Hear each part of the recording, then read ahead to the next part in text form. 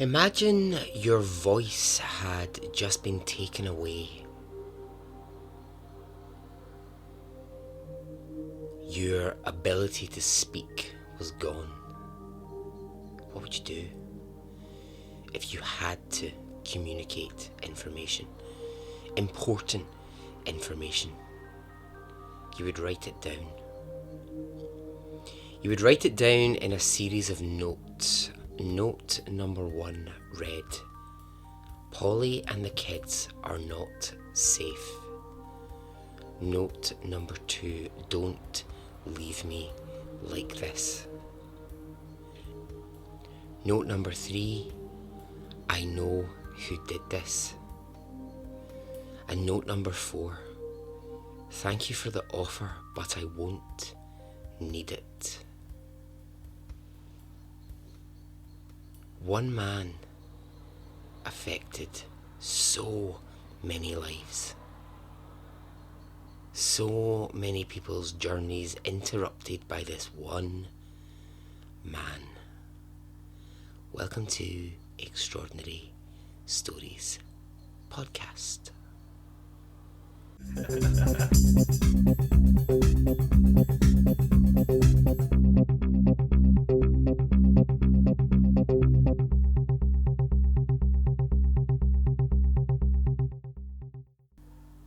3 days after having arrested Melvin Rainey's brother, John Busby is at work on night patrol. So he's driving around the town when a car pulls up next to him.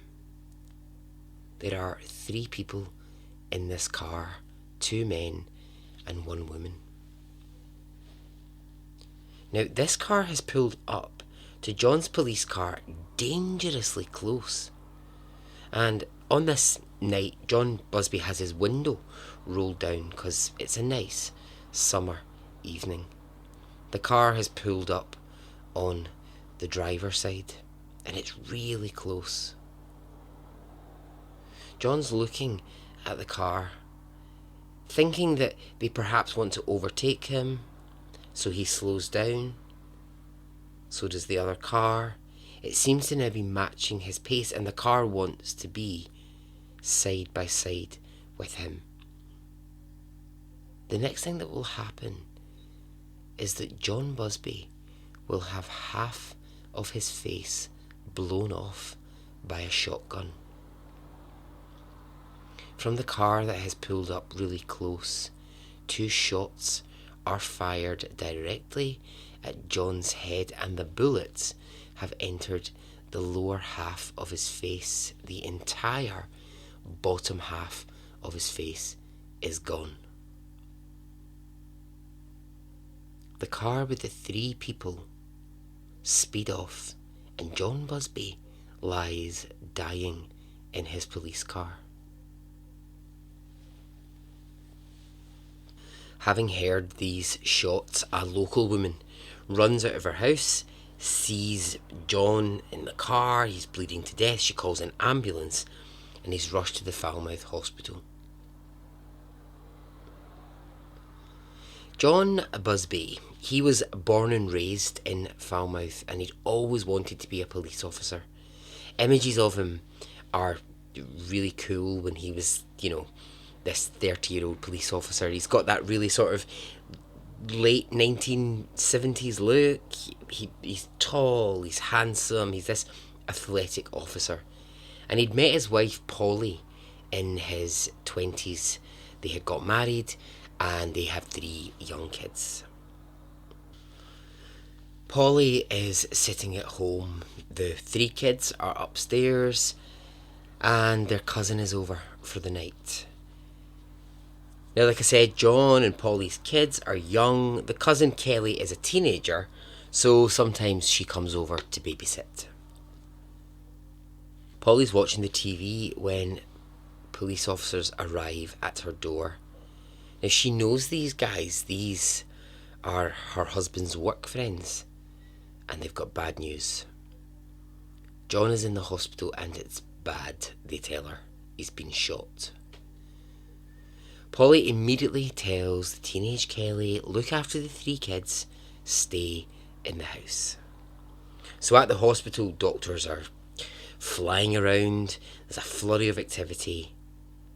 John is in a really bad state, but he's conscious. Barely. He's hanging on by a thread.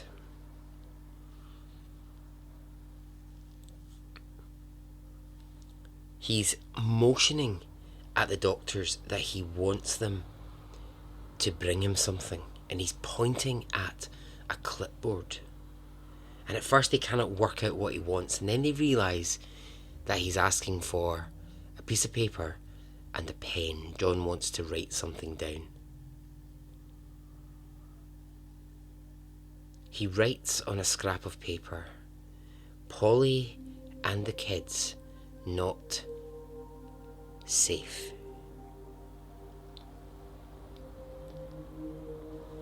Soon after this, Polly arrives at the hospital. She sees her husband. She's in complete shock at what's happened here, at his face. Now she sees the note and she realises what John is trying to tell her. That whoever did this is going to come after their family. Back at the house, Kelly, the teenager, has got the 3 kids, and what she's done is she's locked the door and she's tried to distract the young kids. They know something's wrong, but they don't know that their dad is seriously injured in hospital. So Kelly has the sense to put out all the lights and take the kids to their bedrooms. And this was a good sense to have, because a car is going to pull up at their house and there's going to be a knocking on the door, and Kelly is trying really hard to keep the kids quiet, but the knocking on the door continues. So what she does at this point is she takes the kids up to the attic and she tells them that they have to be really quiet. She leaves them there, she creeps back down, and now the knocking is on the back door of the house. The knocking persists, and eventually Kelly asks who's there. Thankfully, it is just a police officer. Falmouth police have realised John's family are going to need some help here. They're going to need protection. Back at the hospital, John is told that there is an officer at the house. His kids will be okay. Doctors, however, have some bad news for Polly. They say that they can't guarantee John will survive. There is no jawbone on John Busby. His face literally stops under his nose. It's just tissue. He's lost so much blood. And they realise that what they're going to have to do is move him from the hospital he's in to another hospital if he's going to survive. So as this is happening, police have a meeting and they agree they can't tell anyone outside of themselves where John Busby is, what hospital he's gone to, because they don't know that whoever started this is not going to come back and finish the job. So Polly just has to wait as they try and save her husband. Police say to her at this point, "We don't think it's safe that you continue to live in your house. It's a better idea if you move to somewhere else in Falmouth where no one knows where you are."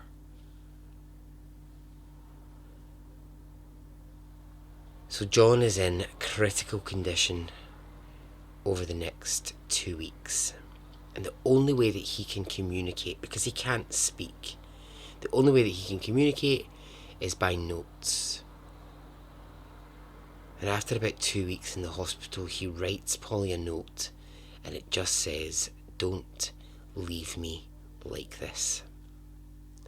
Polly says at this point John has realised that he can't breathe without tubes. He can't speak, he can't eat, and he's saying to her, just turn off the machines. I don't want to live like this.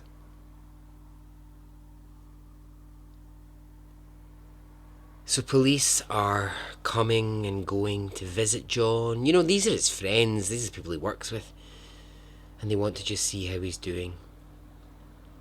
On one of these visits from police, John writes a third note that's going to be really important. He writes on a piece of paper these words: "Not an accident, Melvin Rainey did this." Now, the reason that he's written "not an accident," I know that sounds a bit silly, but police had looked at the idea that possibly John had done this to himself by mistake. Like, had his gun gone off in the car? You know, had his gun fallen out and had bullets accidentally gone through his face in that way or whatever? But he was trying to tell them, no, Melvin Rainey did this.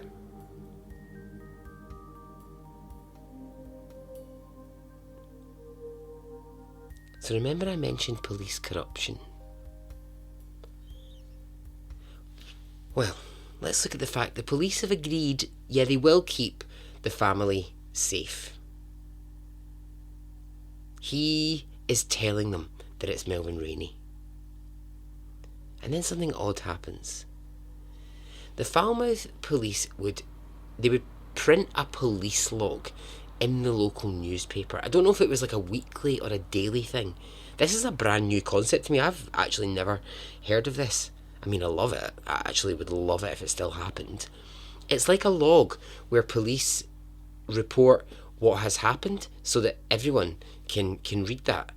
It must be like a really, really old thing to... I mean, am I being stupid? Is this something that happens? Because honestly, I've never heard of it, but it would be like a list that was printed in the newspaper of things like man picked up for fighting in bar, woman arrested for shoplifting, noise complaint from such and such a street. I mean, every tiny little crime is listed in the paper. And yet, the shooting of John Busby is left out of the police log. Why? That's so bizarre. Why would police officers leave that out? Now, is it because it was such a huge crime that it needed like a different treatment? But I don't think that can be right. There's just no reason that would be left out of the log. Also, the other odd thing is that John has given them the note that says Melvin Rainey did this. Now, do police bring him in for questioning? No, they don't. Melvin Rainey is allowed to roam free around the town. Something is not right.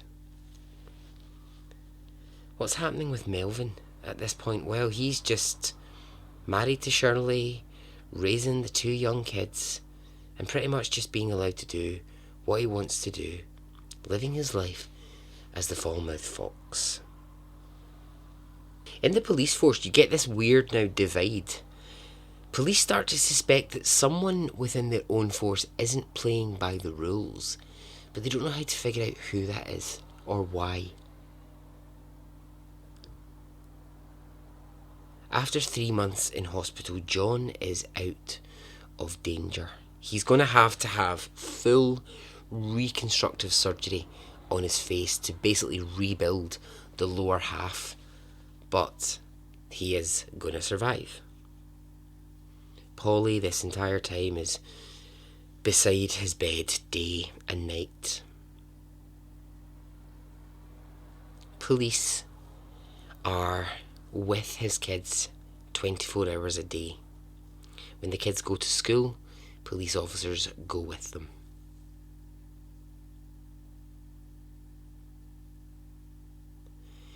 Now, one of John's friends from the police force comes to visit him in the hospital, and John, through writing notes, asks him, what is the progress of the investigation? And the police officer has to say to him, basically nothing. Nothing is happening. And it's at this time a very, very dark thought enters John's head.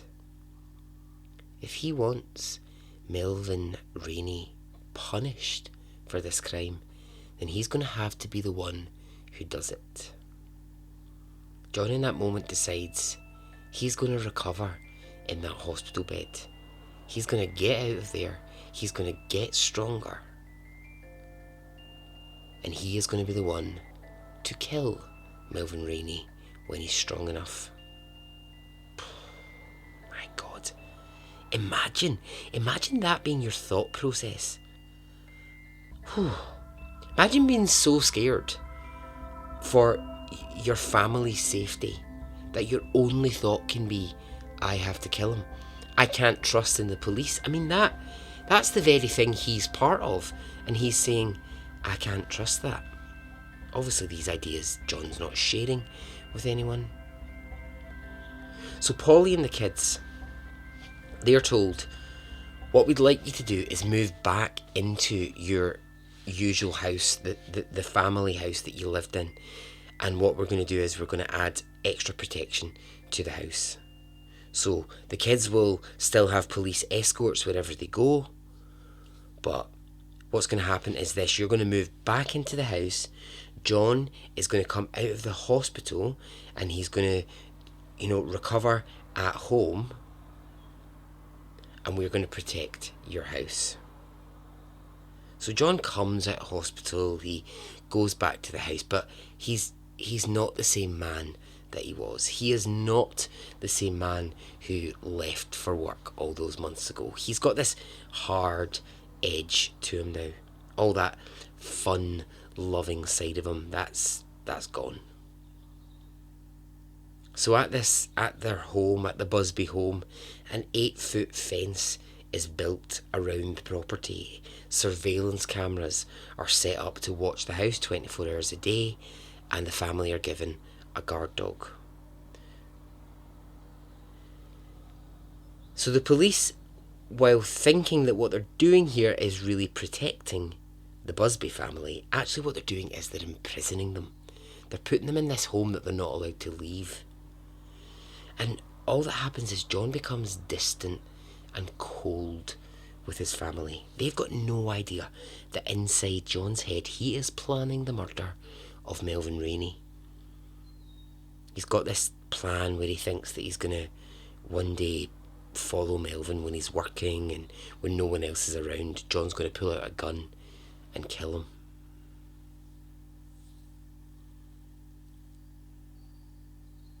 A few months pass. John is getting slightly stronger. And it's right now that police are going to come to him and say, look, actually, this is costing a lot of money. This 24 hours surveillance on your house. So I think the best thing might be for you to just leave Falmouth entirely. Just go somewhere else.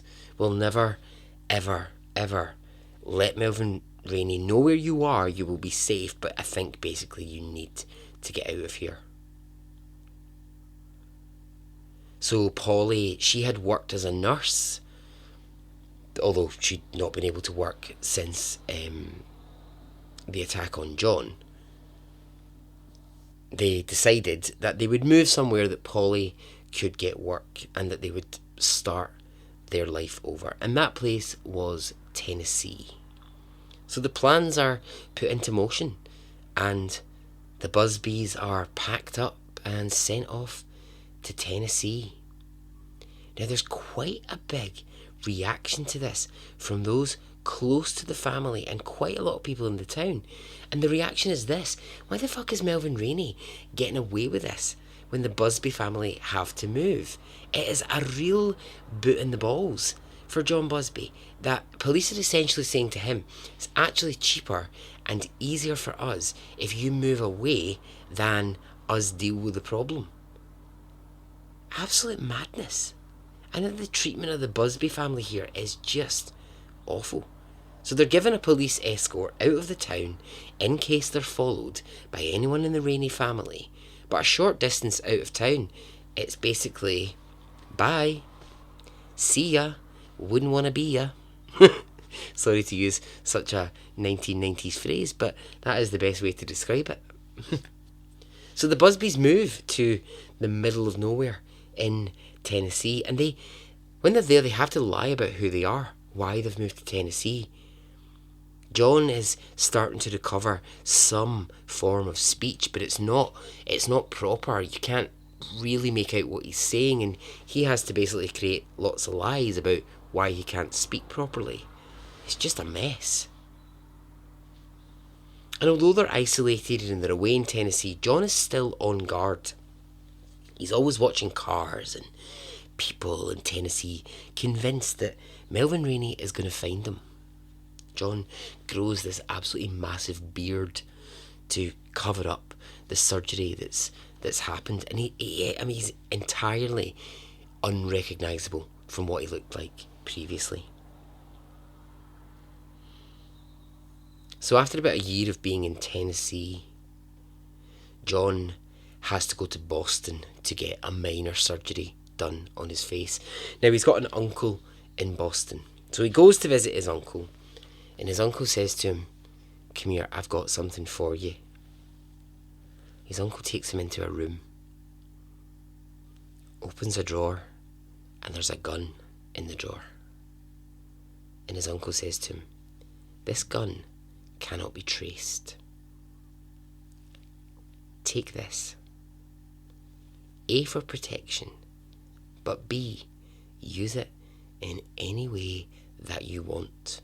And John knows that what his uncle means is, use this to get revenge. Now, all that time, John's been plotting his revenge, thinking about how he wants to kill Melvin.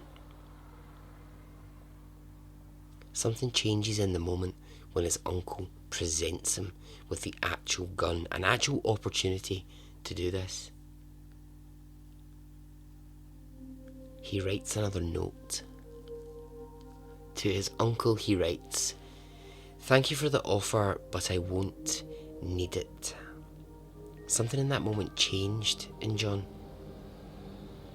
I think it's the reality of it. I think the reality of the gun made him go, I can't live like this. I can't live plotting someone's death. I can't live in this anger. So he goes home from Boston. He goes back to Polly and he says to her, I can't live like this anymore. And she says that she knew in this moment something had shifted in John. Something had changed.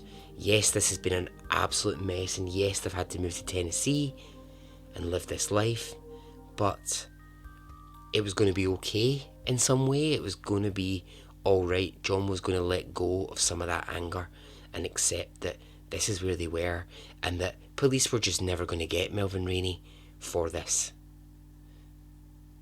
The investigation is such a mess, it just might as well not even have been happening. And now years pass. Years and years pass, and police have nothing to charge Rainey with.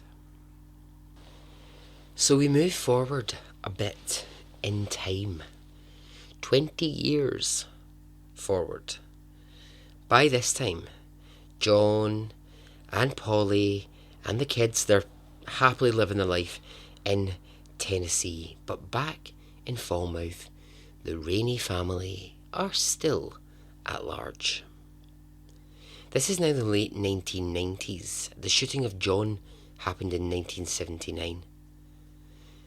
And the Rainey family look like this. Shirley Rainey, the once innocent young babysitter next door, she is the matriarch of the family. She's taken over the business and she runs it with the two Rainey children, Melvin's sons. But where is Melvin? He is in an institution. He has begun to show signs of mental deterioration, and it's believed he's got the beginnings of Alzheimer's. His family, especially his wife Shirley, she'd begun to worry when he started acting strangely at home. They had him tested, and he was moved permanently into this institution in the 1990s. Now, just before he was moved, he changed his will, signing the business, the whole Melvin Rainey business, over to Shirley. Now, this seriously pisses off his kids.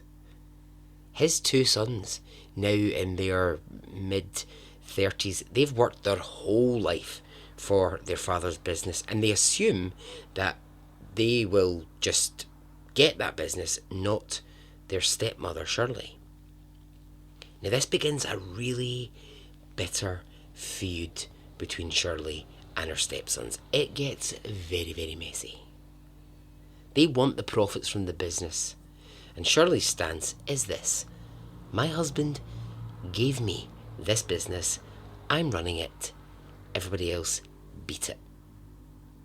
So with her husband away in the hospital, Shirley is free to run things as she sees fit and live her life how she wants. So part of that is that she goes dating, and along the way she encounters some very high profile men from Cape Cod.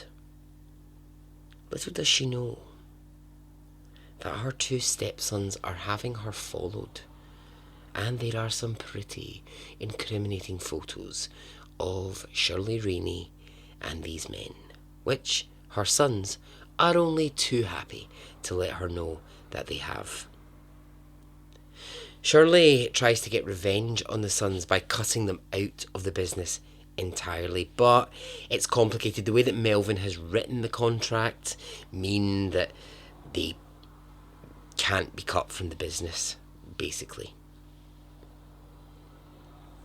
Now this is a really horrible, bitter place that they're in, and it hadn't always been like this, but it's the business and it's the money that's got them to this place. You know, after all, Shirley moved into that house when those boys were 5 and 6. Their mother just one day vanished and they never saw her ever again. So Shirley has raised those boys, and now they're at a place where, you know, they're hiring detectives to follow her, take incriminating pictures of her. The whole thing is a mess. There's a point where Shirley's home gets raided and police find a stolen gun. And Shirley says, that gun is not mine. I do not know where that came from. It was planted by my stepsons. They are trying to take this business from me, and they're going and doing anything that they can to try and take it out from under me. The whole battle ends up in legal wranglings back and forth. The sons will say, look, Melvin wasn't well enough to write the will over to Shirley.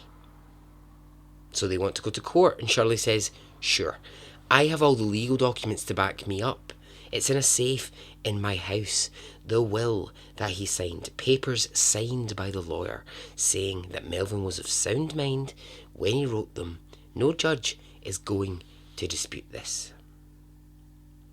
One night, when Shirley is not at home, her house is broken into, the safe is smashed open, and the papers mysteriously vanish. When the papers turn up the next day with one of her stepsons, he claims he has no idea how they've come to be in his possession. It is a mess, right? But a courtroom is going to sort this out. All that needs to happen is a judge needs to look at this case. So a date is set. It will be sorted. But that will only happen if Shirley makes it to court. But she won't. 2 days before the court case, Shirley is following her usual routine, Since Melvin had been placed in the hospital, she'd made this routine of going to her sister's house in the evening for dinner at 6 o'clock. Her sister lived in Falmouth, not far from her house, and they did similar things. So they would have dinner at 6 o'clock, sit watching TV, and Shirley would be home by 9 o'clock. 2 days before the court case, Shirley's followed this exact routine. She drives into her driveway, she gets out of the car, 2 bullets are fired at her. Both bullets go straight into her head, and she dies on her driveway. The police begin an investigation. And I'm going to ask you this. Do you think, from what we've learned about the Falmouth police so far, that they're suddenly going to get this right? Is Shirley's murder going to be investigated properly? No.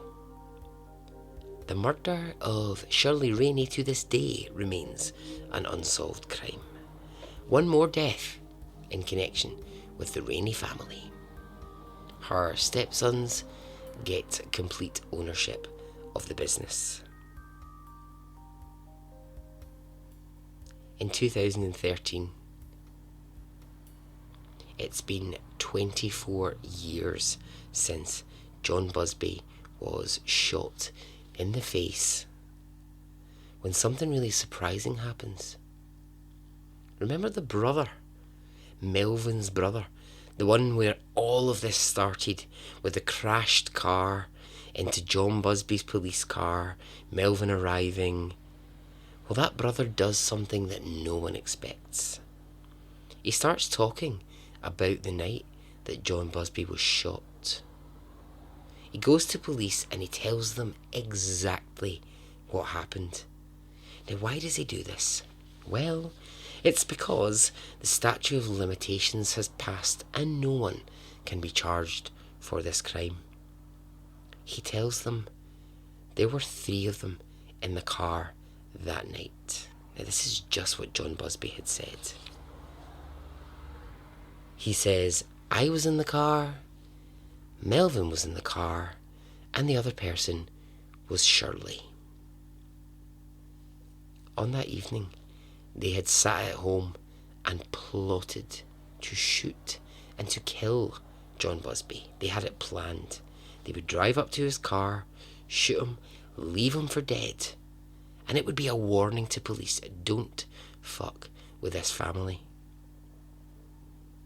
Asked, how did they know that John Busby was going to be driving around that part of town that night? Like, he could have been anywhere. That could have been a night off. He could have been somewhere else. Maybe that was a night when he was in the police station doing paperwork. How did they know?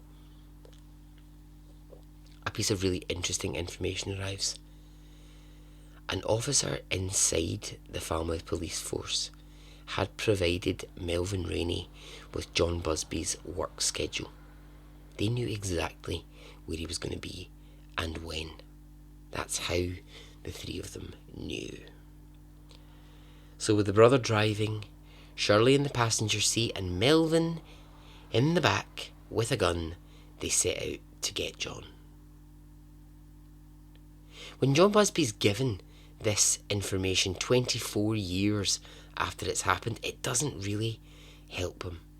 He said from the start who did this. What he didn't know is that one of his friends in the police force was the person who gave the information.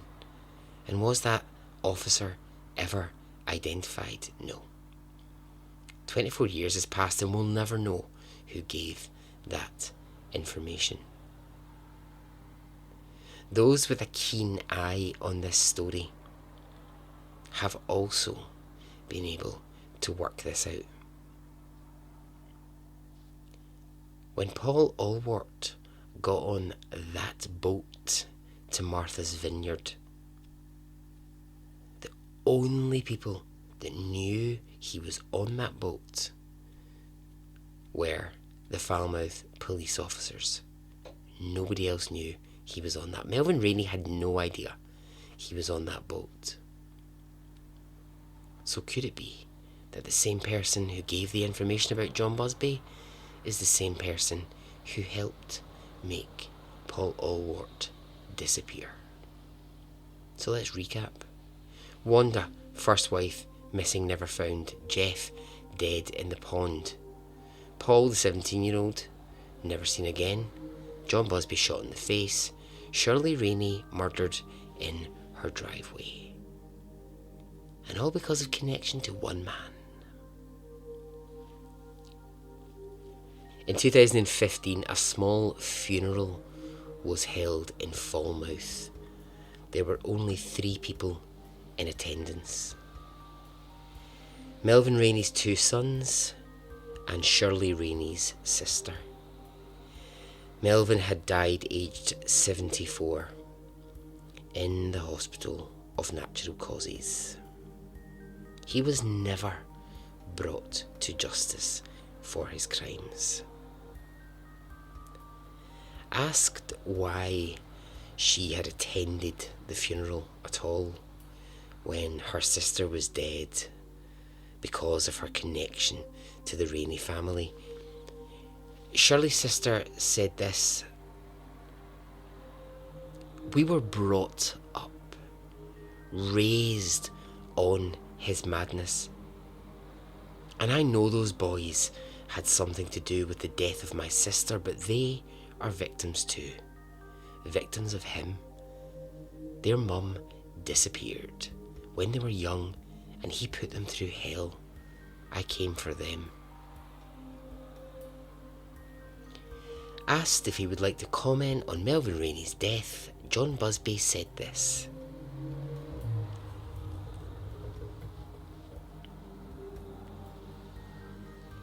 "It was a great day for America and a great day for me and everyone involved that this man is gone." And so ends the story.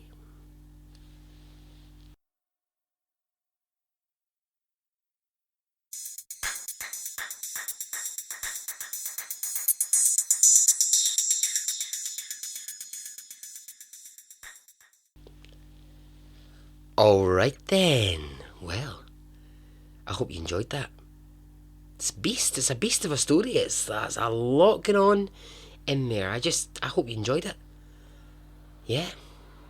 Melvin Rainey, what an absolute prick of a man. There's really no other way to say it. Okay, well, I'm out of here. If you want to get in touch, you can find me on all the social medias. Send me an email. Be lovely to hear from you. Okay, until we speak again. Goodbye.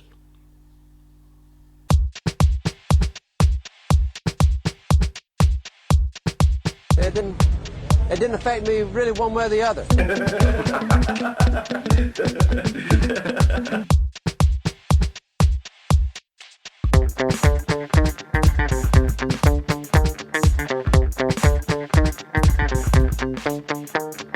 I would imagine from the look on his face,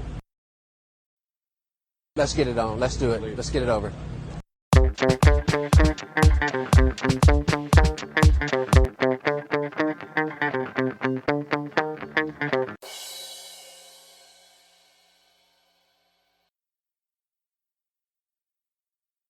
Let's get it on, let's do it, let's get it over.